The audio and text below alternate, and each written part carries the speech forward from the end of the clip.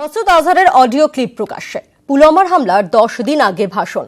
5 ফেব্রুয়ারি এক সমাবেশে উস্কানিমূলক ভাষণ দেন মাসুদ আজহার। ভাইপো উসমানের মৃত্যুর প্রসঙ্গ তুলে উস্কানি দেয় জাইশ প্রধান। সন্ত্রাসে যোগ দেওয়ার জন্য উস্কানি মাসুদের। অডিও ক্লিপ প্রমাণ হিসেবে তুলে দিচ্ছে ভারত, পাকিস্তানকে প্রমাণ হিসেবে দিচ্ছে ভারত।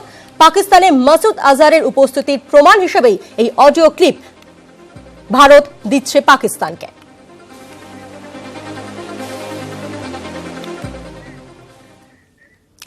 ফের হামলা ছক করছে পাকিস্তান। এবার সমুদ্র পথে হামলা চালাতে পারে, সে উদ্দেশ্যে জঙ্গিদের প্রশিক্ষণও দেওয়া হচ্ছে। তবে ভারতীয় নৌসেনা সব সময় সতর্ক রয়েছে। সাংবাদিক বৈঠকে জানিয়েছেন নৌবাহিনীর প্রধান সুনীল লাম্বা। পাশাপাশি জঙ্গি দমনে গোটা বিশ্বকে এগিয়ে আসার বার্তাও দিয়েছেন তিনি।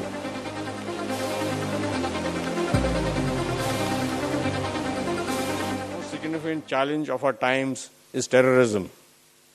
The Indo-Pacific region has witnessed multiple forms of terrorism in recent years, and few countries in this part of the world have been spared by this cause. India, however, faces a far more serious version of terrorism, state-sponsored terrorism. We also have reports of terrorists being trained to carry out attacks with various modus operandi, including through the medium of the sea. The Indian security establishment is continuously working to address this menace. It is imperative that the global common community acts in concert to contain and eliminate terrorism in all its forms. এই সমুদ্র থেকে অ্যাটাকের threat সবসময় ছিল। যখন কাসাব ছিল তখন ওরা পাকিস্তান ওখান থেকে সেল আউট করে আমাদের একটা মাছ ধরা জাহাজকে ওরা ক্যাপচার করে সব সেলারদের মেরে দিয়ে ওই জাহাজটা ব্যবহার করে ওরা মুম্বাইয়ে অ্যাটাক করেছিল। তো এটা নতুন কিছু নয়, এটা হতেও পারে। এখন হয়তো ওরা জানে যে মুম্বাই মতন বড় বড় শহরের মানে সিকিউরিটি সেটআপটা খুব শক্ত, হয়তো আরেকটু ছোট অ্যাটাক করতে পারে। তো এটা আমাদের দেখে নিতে হবে। আর বিশেষ করে আমাদের যে ওই মাছ ধরা জাহাজ, যারা সিঙ্গেল জাহাজ, ওদের উপরে অ্যাটাক আসতে পারে। মানে পাকিস্তানি হামলারা হয়তো এই জাহাজগুলোকে ধরে ওখানকার সেলারদের মেরে আর এইসব জাহাজ ব্যবহার করতে পারে। তো আমাদের সেলারদের খুব মানে কেয়ারফুল থাকা উচিত। আর যদি এরকম কোনো থ্রেট ফেস করে ওনাদের আমাদের কোস্ট গার্ড আর নেভির সাথে কানেকশন রাখা উচিত, যাতে কি এরকম না হয়। কিন্তু এই থ্রেটটা একেবারে রিয়েল, এটা হতে পারে, যে কোনো সময় হতে পারে। আর যেহেতু এখন পাকিস্তান এখন বিরাট বড় একটা আঘাত খেয়েছে, ও এরকম ধরনের কাজ করতে পারে। আর আমাদের খুব প্রিপেয়ার্ড থাকতে হবে এরকম ধরনের অ্যাটাকে। এটা হতে পারে। শুধু এটাই না, আমাদের দেশে পাকিস্তান সাপোর্টেড টেরর সেলস অনেক আছে। সমুদ্র থেকে অ্যাটাকে আসতে পারে, এটা নতুন কিছু নয়, ওরা করেছে আগে। যখন কাসাব এসেছিল তো এই পথেই এসেছিল, আরেকবার করতে পারে। এখন পাকিস্তান এর উপরে অনেক প্রেশার আছে, যেহেতু আমরা এই বালাকোটে অ্যাটাক করেছি। তো এরকম রিয়াকশন হয়তো আসতে পারে, পাকিস্তান চেষ্টা করবে। আমাদের খুব মানে কেয়ারফুল থাকতে হবে। ভোট প্রচারের কৌশল বদল বিজেপির। এয়ার স্ট্রাইকের পর কৌশল বদলে বিজেপির প্রচারে। বিজেপি নয়া রণনীতি। বিজেপির প্রচারের হাতিয়ার জাতীয়তাবাদ। জাতীয়তাবাদ নিয়ে গান তৈরি করছে বিজেপি। গীতিকার প্রসূন যোশীকে দিয়ে গান তৈরি করে প্রচারের কৌশল বিজেপির। ভোট প্রচারের কৌশল বদল বিজেপির। এয়ার স্ট্রাইকের পর কৌশল বদল বিজেপির। প্রচারে বিজেপির নয়া রণনীতি। বিজেপির প্রচারের হাতিয়ার জাতীয়তাবাদ।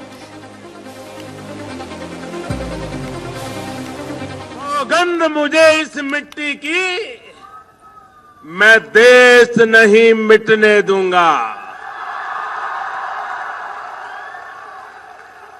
मैं देश नहीं रुकने दूंगा। मैं देश नहीं झुकने दूंगा। আমরা এই নিয়ে কথা বলেছিলাম সিএনএন নিউজ 18-এর সিনিয়র এডিটর পলিটিক্যাল পল্লবী ঘোষের সঙ্গে। তিনি ঠিক কি বলেছেন শুনবো একবার। পুলওয়ামা অ্যাটাকের পরে বিজেপি একটা ভীষণ বড় সেটব্যাক পেয়েছিল। তারপর যে এয়ার স্ট্রাইকটা হলো, তারপর ওদের একটা ইন্টারনাল সার্ভে হলো। ওই ইন্টারনাল সার্ভে যে ফিগার্স গুলো ওদের কাছে এসছে, ওই হিসাবে যদি দেখে যান, বিজেপির মনে হয় যে ওদের স্টকটা মানে সার্ভে গ্রাফটা আরো উপরে চলে গেছে। আর পপুলারিটি রেটিং যেটা প্রাইম মিনিস্টারের আছে ওটা আরো বেড়ে গেছে। 39 to 40% ওদের নিজের অ্যাসেসমেন্ট। এই জন্য এখন বিজেপি মনে করে যে ফার্মার্স ইস্যু, ডিমনিটাইজেশন ইস্যু, যেটা অপোজিশনরা বারবার ওঠাতো, ওই ইস্যুকে ব্লান্ট করার জন্য যদি ওরা ফোকাসটা এটার উপরে রাখে যে ইন্ডিয়া পাকিস্তান পলিসিটা কত স্ট্রং, কিরম আমরা এয়ার স্ট্রাইকস করেছি, আরো আগে করব। আপনি যদি মনে রাখেন, কালকে যখন প্রাইম মিনিস্টার গুজরাটে ছিলেন তখন ওখানে ও বলছিলেন যে আমি বাড়িতে ঢুকে আমার এনিমিজকে সবাইদের মেরে ফেলবো। ওদের মনে হয় কি এই পলিসিটা ওদের অনেক লাভ দেবে ইলেকশনসে, এই জন্য ওরা এখন একটা স্ট্র্যাটেজি চেঞ্জ করছে। আর স্ট্র্যাটেজিটা হচ্ছে যে ওরা ফোকাস ফরেন পলিসির উপরে রাখবে, অ্যান্টি পাকিস্তান পলিসির উপরে রাখবে। আর তার জন্য যে ফেমাস লিরিক্স আছে প্রসূন যোশী, ওনাকেও হায়ার করা হয়েছে। উনি অনেক লিরিক্স লিখবে, গান লিখবে, যে গানটা জায়গায় জায়গায় এরা প্লে করবে। ওটা ওদের ক্যাম্পেইন স্ট্র্যাটেজি হবে। ক্যাম্পেইনে ওরা এই পয়েন্টের উপরে হাইলাইট করবে কি যদি প্রাইম মিনিস্টার নরেন্দ্র মোদী আবার প্রাইম মিনিস্টার হন তাহলে আমরা টেরর অ্যাক্ট অনেক কম হবে, আর আমরা ভয় পাবো না, এরকম এয়ার স্ট্রাইক, গ্রাউন্ড অ্যাটাক আরো বাড়বে।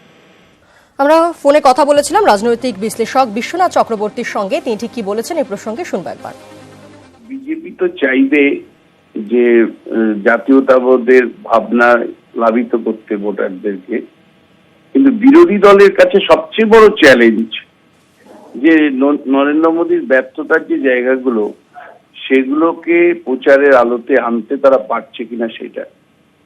অর্থাৎ এই বিষয়টা যেহেতু আগামী কয়েকদিনের মধ্যে নির্বাচন ঘোষণা হচ্ছে, ফলে কোনো একটা দিকে দলের ইতিবাচক দিক বা নেতিবাচক দিককে যদি আপনার বিচার করতে হয়, তাহলে অপরে কি করছে সেটাও বুঝতে হবে।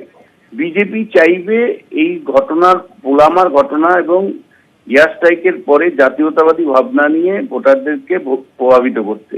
কিন্তু সবচেয়ে ইম্পর্টেন্ট চ্যালেঞ্জ হলো বিরোধীদের কাছে যে খাদ্য, বস্ত্র, বাসস্থান বা নরেন্দ্র মোদীর বিরুদ্ধে যে অভিযোগগুলো তারা করছিলেন কিছুদিন আগ পর্যন্ত, সেগুলোকে তারা কিভাবে ভোটারদের সামনে তোলে, প্রচার মাধ্যমের কাছে নিয়ে আসতে পারে। অর্থাৎ বিরোধীদের রণকৌশলটা কিন্তু আমার কাছে অনেক বেশি ইম্পর্টেন্ট। মানে মোদী চাইলেই সেটা নির্বাচনের চূড়ান্ত ইস্যু হয়ে যাবে এমন ভাবার কারণ নেই। আবার বিরোধীরা যদি ঠিক মতন তাদের যে ইস্যুগুলো, রাফেল থেকে শুরু করে খাদ্য, বস্ত্র, বাসস্থান ইস্যুগুলো যদি ঠিক মতন তুলে না ধরতে পারে, তাহলে মোদী সেই সুযোগটা কাজে লাগাতে পারে।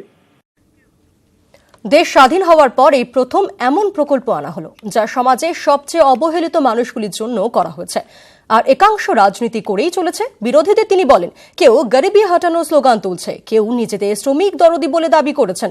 বেশ কয়েকটি রাজ্যে কমিউনিস্টরা ক্ষমতায় এলেও শ্রমিকদের জন্য ভাবেনি কেউ। आजादी के बाद के इतिहास की ये पहली योजना है जिसने समाज के उस वर्ग को छुआ है जिसके बारे में कभी सोचा ही नहीं गया, जिनको अपने नसीब पर, अपने भाग्य पर छोड़ दिया गया था। नारे खूब लगाए गए, राजनीति करने में कोई कसर नहीं छोड़ी गई। किसी ने गरीबी हटाने के नारे लगाए, कुछ लोग अपने आप को मजदूरों का मसीहा कहने लगे। इस देश में कई राज्यों में कम्युनिस्टों को सरकार बनाने का मौका मिला, लेकिन उन्होंने कभी असंगठित मजदूरों के लिए ऐसी योजना नहीं बनाई। गरीबों के नाम पर वोट बटोर लेने वालों ने 55 साल देश पर राज किया, उनको ये योजना याद नहीं आई। 55 महीने में एक चाय वाले के बेटे ने गरीबों की सुनी और योजना बना दी। রাফাল নিয়ে আক্রমণাত্মক প্রাক্তন প্রতিরক্ষামন্ত্রী একে অ্যান্টনি। ক্ষমতায় এসে সময় নষ্ট করেছে এনডিএ। ইউপি আমলে সিদ্ধান্ত নেওয়া হলে অযথা দেরি করেছে মোদী সরকার। And from 3 members of the CNC regarding the L1 determination may be also be re-examined in detail to remove any doubt whatsoever about the integrity of the procurement process before the case is progressed for the CFA approval. Is it a delay to get commission? Am I doing my duty as the defense minister of the country to protect the integrity of the procurement process which were going on?